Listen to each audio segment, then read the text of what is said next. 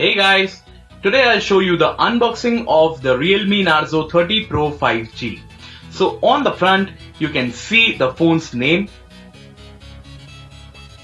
and at the back specifications of the phone are mentioned. So let's open the box. First you can see this lid.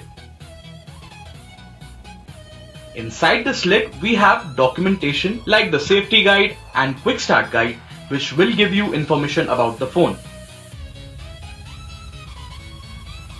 Next you get a transparent back cover which will protect your phone from any harm. Here we have Realme Narzo 30 Pro 5G, super smart looking phone. At the back, phone has 48 megapixel triple camera setup and also the Narzo branding at the bottom left. So now we have a USB Type-C cable for charging the phone or transfer the data.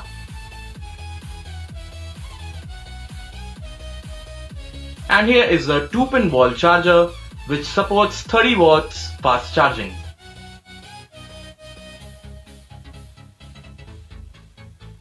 At the end we have SIM ejector tool.